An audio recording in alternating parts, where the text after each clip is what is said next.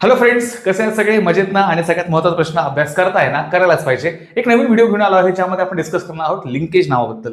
आता लिंकेज हा प्रकार काय आहे? मागच्या व्हिडिओजमध्ये आपण कलर ब्लाइंडनेस, हिमोफिलिया सारखे डिसीजेस जे आहेत ते समजून घेतले. लिंकेज जो आहे तो इनहेरिटन्सचाच भाग आहे आणि एक डेव्हिएशन हे बघायला मिळतं, ते म्हणजे लॉ ऑफ इंडिपेंडंट असॉर्टमेंटसाठीचं. म्हणजे जो काय मेंडलचा थर्ड लॉ होता, त्या लॉचं एक डेव्हिएशन हे बघायला मिळतं, म्हणून हा टॉपिक फार इम्पॉर्टंट ठरतो. तर लिंकेज बऱ्याच लोकांना कन्फ्युजिंग वाटतं, एक्झॅक्टली समजून येत नाही. थेरॉटिकल पार्ट समजतो, पण बऱ्याच वेळा जे यूज आहे जेनेटिक्स मधला, मग टीएच मॉर्गनचा एक्सपेरिमेंट असेल, मग अशा काही गोष्टी बऱ्याचशा कन्फ्युजिंग वाटायला लागतात. पण आपण त्याला सोपं करण्याचा प्रयत्न करूया. आता सगळ्यात पटकन जाऊया, लिंकेज म्हणजे नक्की काय बघायला मिळतं. बघा, लिंकेज म्हणजेच काय की एक प्रकारची टेंडन्सी आहे दोन जीन्सची, जे जीन्स नेहमी सोबत इनहेरिट होतात. म्हणजे ते दोन जीन्स नेहमी जोडीनेच इनहेरिट होताना बघायला मिळतात एखाद्या ऑर्गॅनिझम मध्ये. मी पटकन डेफिनेशन देतो, मग एक्सप्लेन करतो. सो डेफिनेशन काय सांगते आपल्याला?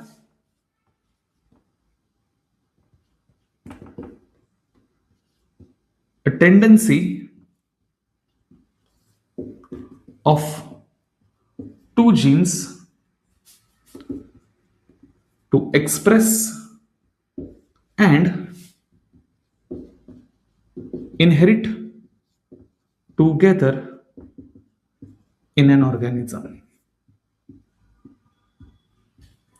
सो एखाद्या ऑर्गॅनिझम मध्ये कुठल्या तरी दोन जीन्स जे आहे त्या दोन जीन्सची अशी एक वृत्ती बघायला मिळते. टेंडन्सी हा जो काही शब्द आहे आता इथे, जो आपण टेंडन्सी म्हणतो आहे, त्या टेंडन्सीचा अर्थ काय? एक प्रकारची वृत्ती आहे, एक प्रकारे वागण्याची पद्धत आहे, असं म्हणता तरी ते झालं. एकदम सोपा अर्थ घ्यायचा तर एक अशा प्रकारची टेंडन्सी कोणाची? दोन जीन्सची.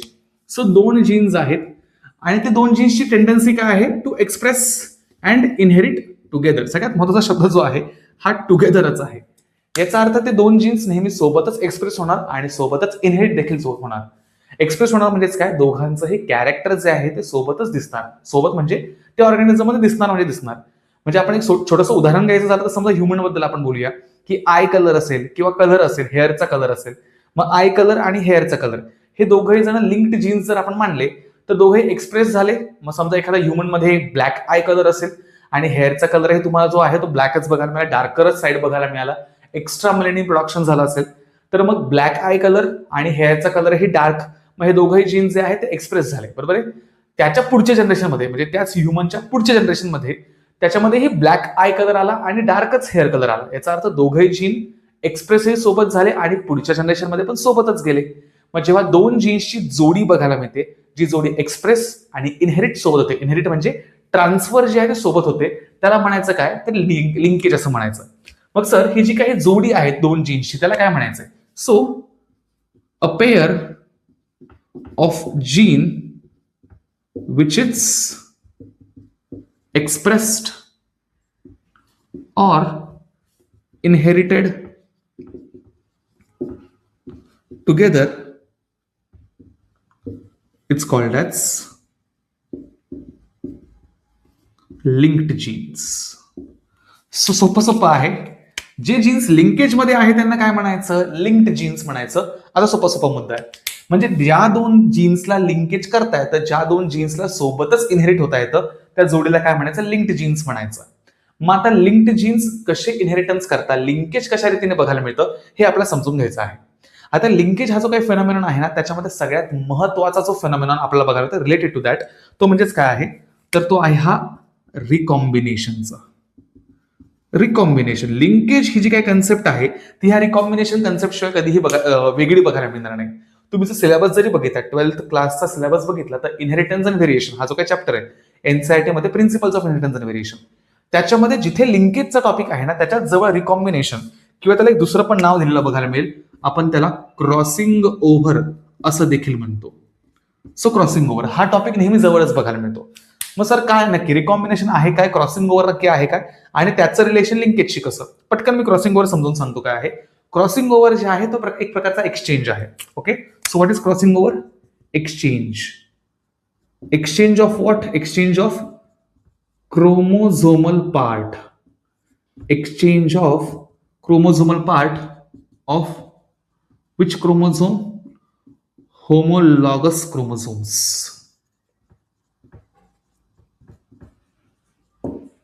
सो होमोलॉगस क्रोमोझोम्स जे आहे त्या होमोलॉगस क्रोमोझोम्स मध्ये क्रोमोझोमल पार्ट जे आहेत ते काय होत आहेत, एक्सचेंज होत आहेत. क्रोमोझोमल पार्ट एक्सचेंज होत आहेत होमोलॉगस क्रोमोझोम मध्ये. सर मग तुम्ही इथे वेगळीच गंमत सांगताय लिंक्ड जीन्सची. आता रिकॉम्बिनेशन हा वेगळाच प्रकार आला.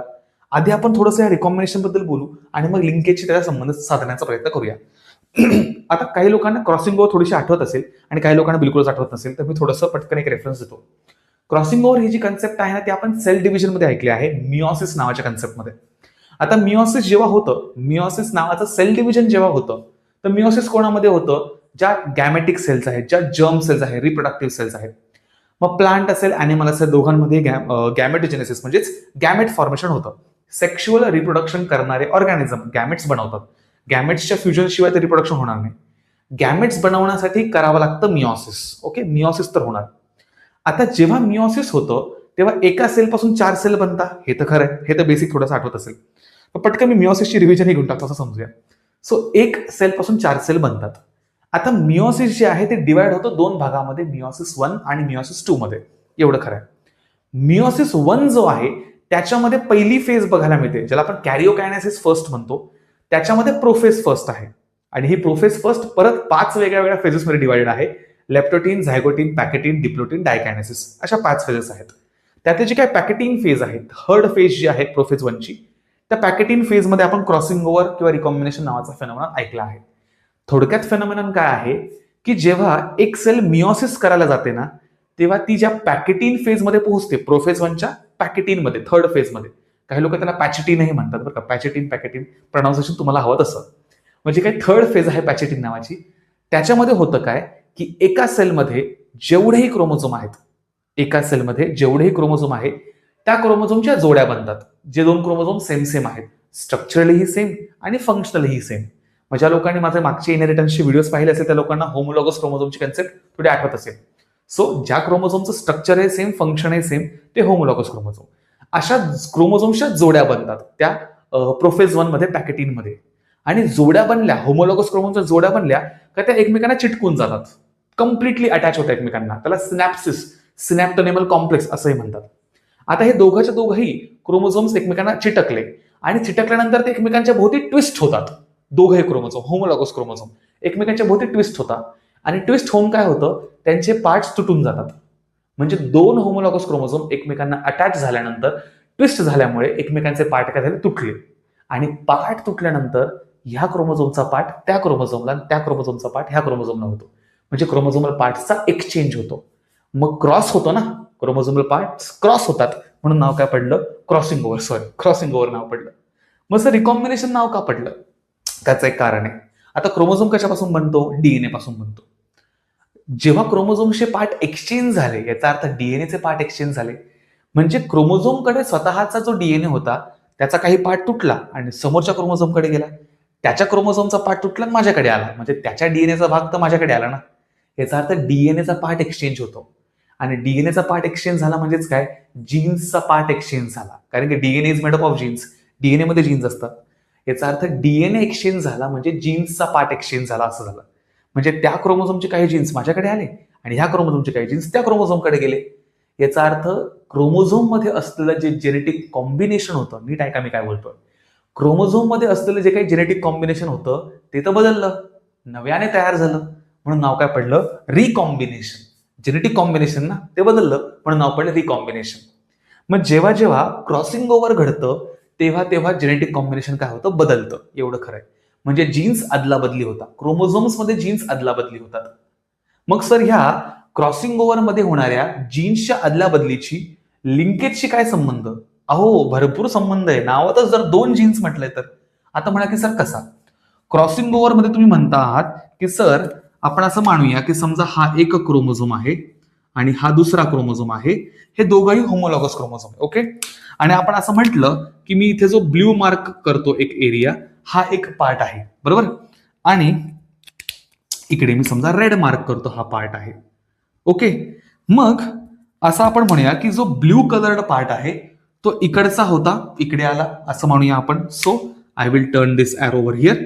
आणि जो रेड पार्ट आहे तो रेड पार्ट इकडून इकडे गेला, म्हणजे एक्सचेंज ऑफ पार्ट झाले असं मी मानतोय. मग सर इथे 2 क्रोमोझोम्स मध्ये पार्ट्स एक्सचेंज झाले, ह्याचा लिंकेजशी काय संबंध येतो? संबंध असा येतो की आम्ही काय म्हणतोय की दोन जीन्स एक्सप्रेस सोबत होणार आणि इनहेरिटही सोबत होणार. बरोबर. लिंकेजचा अर्थ आहे two genes express and inherit together. हे तर आहे. पण जर त्या दोन जीन्सच्या आजूबाजूला जवळपास कुठेतरी जर क्रॉसिंग ओव्हर झालं तर बहुतेक ते लिंकेज तुटू पण शकतं. ती लिंक्ड जीन्सची जी काही जोडी आहे ते तुटू पण शकते. क्रॉसिंग ओव्हर ठरवेल ना की ते दोन जीन्स सोबत पुढे जाणार की नाही जाणार. आता म्हणा की सर कसं, मग मी एक उदाहरण देऊन सांगतो, अपोप कळेल. थोडंसं आपण हवं तर एक क्रोमोझोमल पार्टचा उदाहरण घेऊन बघूया. ही डेफिनेशन आहे, हे ओव्हरऑल अंडरस्टँडिंग झालं. मी क्रॉसिंग ओव्हर आणि लिंकेजचा संबंध जोडण्याचा प्रयत्न केला. आता आपण थोडंसं डायग्रामॅटिक जाऊया. थोडी मोठी डायग्राम काढूया. ओके, सो हा झाला एक, इकडे मी थोडंसं काढतो. हा एक क्रोमोझोम असं मस्तपैकी दिसेल तुम्हाला. ओके, आणि जोडीला आपण दुसरा एक क्रोमोझोम घेऊया. ओके, हे दोन क्रोमोझोमची जोडी झाली. ओके, नाव या दोघे जण जे आहेत ते कसे आहेत माहिती का, ते होमोलॉगस क्रोमोझोम आहेत. होमोलॉगस म्हणजेच काय, मी बोलतानाच बोललो, ज्यांचं स्ट्रक्चरही सेम आणि फंक्शनही सेम, हे होमोलॉगस क्रोमोझोम आहेत. ओके, आता क्रॉसिंग ओव्हर होतं तेव्हा काय होतं आहे ती गंमत आहे. पण त्या आधी तत्पूर्वी एक गंमत दाखवतो. बघा, एक जीन जो आहे ना तो इथे आहे. ह्या क्रोमोझोमवरती एक जीन आहे आणि दुसरा जो जीन आहे ना या क्रोमोझोमवरती अत्यंत जवळ आहे, त्याच्या इथे कुठेतरी. ओके, सो हा क्रोमोझोम आहे एक ब्ल्यू कलरचा, ज्याच्यावरती रेड कलरचा एक जीन आणि ब्लॅक कलरचा जीन मी मार्क केलेला आहे. ओके, तुम्ही मला सर एखादं एक उदाहरणच देऊन टाका. तर आपण समजा ह्युमनसाठीचं एक्झाम्पल मी जे केव्हाचं घेतोय तेच घेऊन टाकतो मी. मग समजा हा एच म्हणजे हेअर कलरसाठीचा घेतला मी आणि ब्लॅक मध्ये मी ई म्हणजे आय कलरचा जो काही जीन आहे तो घेऊन टाकतो. एच म्हणजे हेअर कलर, ई म्हणजे आय कलर. सेम जीन मी त्या ग्रीन क्रोमोझोम वरती पण काढतो, होमोलॉगस वरती पण काढतो. आता होमोलॉगस वरती का काढले, ऑफकोर्स होमोलॉगस आहे म्हणजे साहजिक आहे, त्या ग्रीन वरती मी का काढतोय. मग तिथे पण हा ई म्हणजे आय कलरचा जीन आला आणि देन इथे एच म्हणजे जो मी बोलतोय हेअर कलरचा जीन तो आला. अशा प्रकारे आता हे दोघंही जीन्स जे आहेत ना ते खूप जवळ आहे. बरोबर आहे, एकदम जवळ आहे. आणि दोन जीन्सचं अंतर जर खूपच जवळ असेल, खूपच जवळ म्हणजे दोन जीन्स आहेत क्रोमोझोम वरती लोकेटेड आहेत ते दोन जीन्स, आणि जर ते खूपच जवळ आले तर क्रॉसिंग ओव्हर आहे ना होत जरी असेल तरी ते दोघे जीन्सला वेगळं नाही करणार. मग तुम्ही मागे आता तुम्ही बोलले की क्रॉसिंग ओव्हर मध्ये क्रोमोझोमचे पार्ट एक्सचेंज होता, मग आता तुम्ही बोलताय की क्रॉसिंग ओव्हर त्यांना वेगळं नाही करू शकत. कसं काय नाही करू शकत? नाही करू शकत, कारण की दोघे जीन्स खूप जवळ आहेत. म्हणजे आता समजा हे दोघेही होमोलोगस क्रोमोझोम आहे, एकमेकांच्या जवळ आले, एकमेकांना चिटकले, टाईट त्यांचं एकमेकांना ट्विस्टिंग झालं आणि पार्ट्स तुटले जरी तरी पार्ट्स जेव्हा तुटतील ना तेव्हा ते तुटणार कोणत्या एरियामध्ये, कोणता रंग घेऊ आता मी ब्लॅकच घेतो. ओके, तुटणार कोणत्या एरियामध्ये, तर त्या अशा एरियामध्ये तुटतील ज्या एरियामध्ये जीन्स खूप जास्त जवळ नाहीत. सो हा जो खालचा मी ब्लॅक जो एरिया मार्क करतोय ना तो एरिया तुटेल, म्हणजे हा एरिया तुटून जाईल असं आपण म्हणूया. आणि हा खाली ब्लॅक कलरचा एरिया मी मुद्दाम काढतो, तुटलेला एरिया. हिअर टू सेम, तुटलेला एरिया. ओके, आणि रेस्ट क्रोमोझोम तसाच राहील. हा रेस्ट जो क्रोमोझोम आहे तो तसाच राहून जाईल, त्याला काहीच होणार नाहीये, तो सेमच राहून जाईल.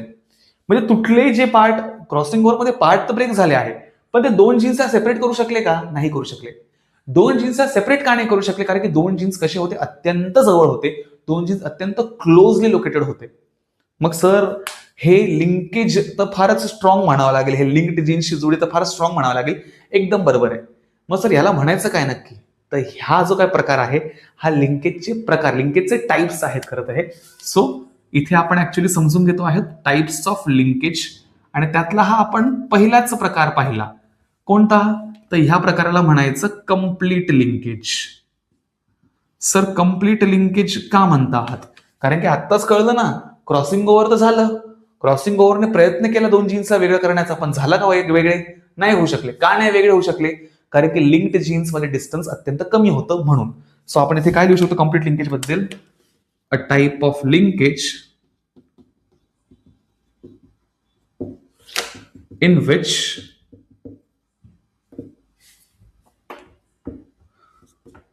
टू जीन्स, मी इथे ना ब्रॅकेटमध्ये लिंक्ड जीन्स लिहितो,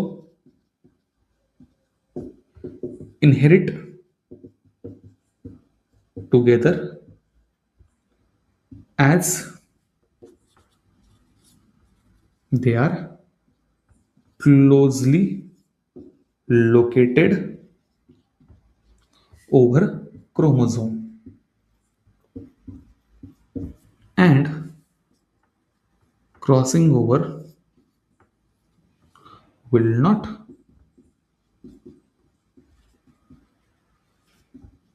सेपरेट देम. सोपं सोपं साधा साधा आहे. काय म्हटलं इथे की जे दोन जीन्स आहेत, अशा प्रकारचं लिंकेज ज्याच्यामध्ये दोन जीन्स जे आहेत ते कसे आहेत, क्लोजली लोकेटेड आहेत क्रोमोझोमवरती, आणि क्रॉसिंग ओव्हर त्यांना सेपरेट करू शकत नाहीये. नॉट म्हटलंय. सो क्रॉसिंग ओव्हर त्यांना सेपरेट करू शकत नाहीये. तर हे बघायला मिळतं सगळ्यात पहिले कम्प्लीट लिंकेज. म्हणजे सर याचा अर्थ इनकम्प्लीट लिंकेज पण असेलच. अत्यंत बरोबर, 100% असेल. सेम उदाहरण घेण्याचा प्रयत्न करूया आपण. समजा मी अजून खालच्या बाजूला असाच एक क्रोमोझोम ड्रॉ करतो, त्याच्या शेजारी अजून एक दुसरा क्रोमोझोम ड्रॉ करतो. सर मग हे पण होमोलॉगस क्रोमोझोम असतील. अत्यंत बरोबर. हेही कोण असणार आहेत? होमोलॉगसच क्रोमोझोम असणार आहे. आता होमोलॉगस क्रोमोझोम्स आहेत, मग सर यांच्यावरती पण तुम्ही जीन ड्रॉ कराल. एकदम बरोबर. इथे एक जीन ड्रॉ केला, इथे एक जीन ड्रॉ केला. बरं, मग सर याच्या जवळ अजून एखादा जीन ड्रॉ कराल. हो करेल ना, पण थोडंसं लांब करेल यावेळेस. आता सर तुम्ही लांब ड्रॉ का केला? हे पण लिंक्ड जीन्स आहेत, हे पण लिंक्ड जीन्स आहेत, पण ह्यांच्यामध्ये डिस्टन्स थोडं जास्त आहे. मग जेव्हा दोन जीन्स मधलं डिस्टन्स थोडं जास्त असतं, त्यामुळे क्रॉसिंग ओव्हरला चान्स मिळतो. म्हणजे जेव्हा क्रोमोझोमल पार्ट एक्सचेंज करायची वेळ येते ना, तेव्हा चान्स मिळतो. म्हणजे सर काय, म्हणजे इथे क्रॉसिंग ओव्हर जेव्हा होईल ना, तेव्हा चान्स मिळेल की ते काय करतील, दोन जीन्सला सेपरेट करतील. सो आता इथे मी काय केलं, एक तुकडा जो आहे तो पाडून घेतला, लाईक दिस. बघा, याच्यावरती हा जीन जो आहे तो सेपरेट झालेला बघायला मिळाला. आणि मग आपला बिचारा क्रोमोझोम एकटा जीन घेऊन बसला इथे, बिचारा गरीबसा, लाईक दिस. ओके, म्हणजे इथे काय झालं, क्रोमोझोमल पार्ट्स ब्रेक झाले, सेपरेट झाले.